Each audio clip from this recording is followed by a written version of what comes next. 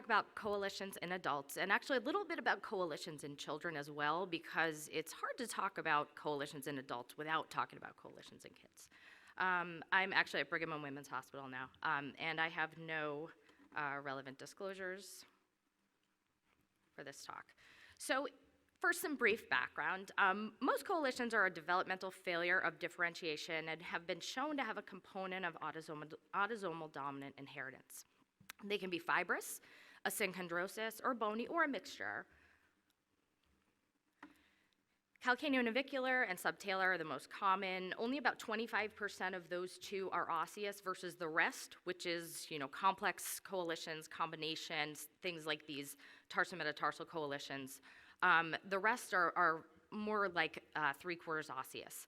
And about 50% or more are bilateral. So before we get into the discussion, a few points. Just like my children couldn't be any more different, each coalition is very different. This is for many reasons. It's the size, the location, the deformity that's associated with it, the stiffness, the type. The literature often combines a lot of these together, which makes it really hard to interpret. And there's almost no literature in adults on these. So I could just end my talk now and say we don't know, but we're going to go through the literature. So in order to discuss the coalitions in adults, you really need to discuss treatment in children, partly because that's when they originate, and partly because we don't really have data in adults and we need something to base our treatment algorithm on. Also, children are reaching skeletal maturity when these are resected, so maybe they're not so different. There's thought, like any contracture, that as time goes on, they become stiffer. The pliability of the soft tissues may be greater in children, and that may be why adult treatment is a bit different. But in children, they're treated generally with immobilization. About 30% resolve completely with immobilization. And then excision, with some deformity correction or fusion occasionally, but much less in children. There are some assumptions and some dogma associated with treating these in children, that subtalar do worse, that you always need to interpose, that if it's greater than 50% of the subtalar joint that you need to that you need to fuse, that resection won't be successful, that you always need to correct the deformity, and that you shouldn't resect if there's some degenerative change. That dogma is being called into question with some newer pediatric studies. As adult surgeons, we're conditioned to always treat the deformity, and that's not necessarily true with kids, at least in the short term. Now, as time goes on, that deformity may lead to other problems, but at least for the initial surgery in children, that might not need to happen.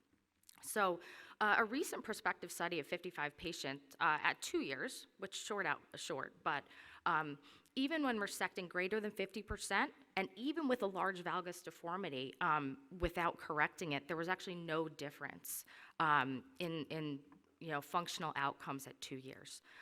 Posterior medial coalitions at the subtalar joint may do better than medial facet. And even after resecting these, there's a nice study from 2008 looking at hindfoot kinematics. And even after resection, even after freeing it up and feeling like everything's great and free in the operating room, the kinematics aren't really restored. Now, so what happens when these post-op kids get to adulthood? So that's one sort of concept we need to look at. There are a few long-term studies. We're talking, patients in their 40s, 50s, and above. Most of these studies are sort of shorter outcomes, and if they're resected in kids, that means we're looking at them in their 20s.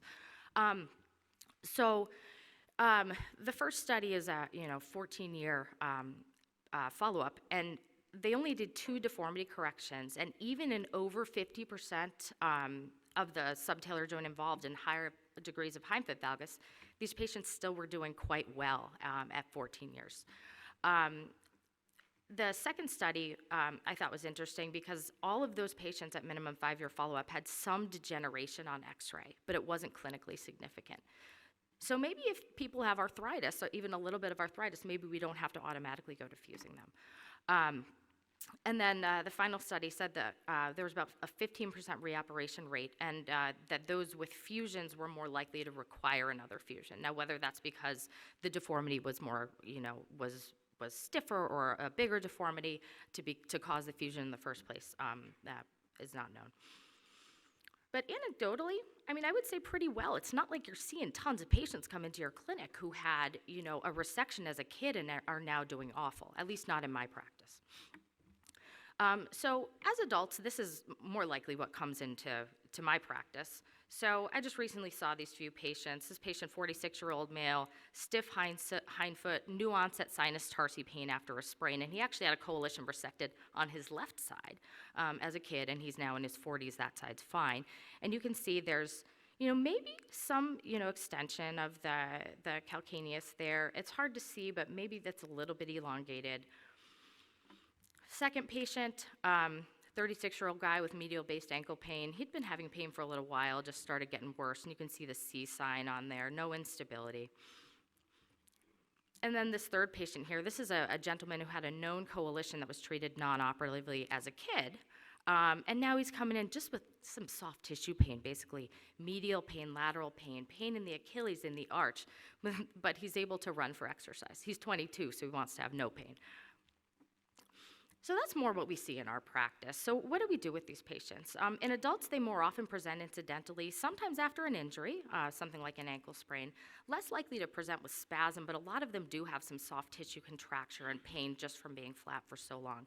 The pain may be from the coalition, but the pain may also be from something else. It may be from impingement from a flat foot. It may be from associated arthritis. It may be from stiffness or contracture. So in these patients, I think the most important thing really is to determine the etiology of their pain. What is it? Is it the coalition or is it something else?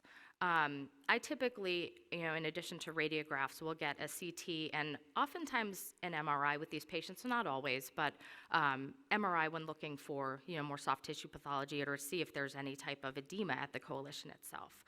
Selective injections can be helpful as well if you're not sure of the source of pain. So back to my patients, the first one with the calcaneonavicular coalition, I got a CT. There wasn't any bony bridging there. But from the time I got the CT, started him in therapy, actually started feeling a little bit better on that side, so we decided to hold off on anything further at that point. Second patient, big coalition, bony coalition. You can see there is some edema sort of associated with the coalition itself, but pretty good size. And in general, the joint's looking pretty good. He had a CT as well. And then the final patient, he actually had some remodeling changes of the subtalar joint. You can see sort of through there. He actually remodeled through the joint a bit as well. So in terms of non-operative approach, adults, potentially it's more successful because they've been living up until this point with no pain. So it's, there's one study that showed even up to 67% success with non-operative treatment as compared to kids, which is closer to 30. With these patients, PT is really important because there's a lot of contracture involved, stiffness involved, especially if they hadn't been painful prior. And of course, bracing inserts to support any type of deformity and potentially injection. So in terms of surgical considerations, again, we don't know, there's not great data, but it's important to find out what's causing the pain. Is it the coalition itself? Is it degenerative change, impingement? Is the deformity flexible or is it rigid? And what are the characteristics of the coalition itself that you can find out on CT, weight-bearing CT if you have it, and MRI? In terms of option, you have resection of the coalition, fusion with or without resection of the coalition, and then associated deformity correction. We do not have much data in adults in these conditions, but this one study looking at endoscopic resection showed pretty darn good results short term. And they found that people with a posterior coalition tended to do better than more anterior, which has been shown in other studies, and that fibrous coalitions did better with this approach as well. And then this study, which has not yet been published, but was at the AOFAS at home, so whoever published this, because there's really not much else out there. But they did an adult resection of coalitions looking at 65 patients and actually found that there was a higher reoperation rate than seen in other studies and seen in kids. About half of those were fusions, so 11 patients were fusions, and some of them were exostectomies, but they did quite well with just resection. In terms of technique tips for resection, make sure you take enough bone. You want it to be fully mobile.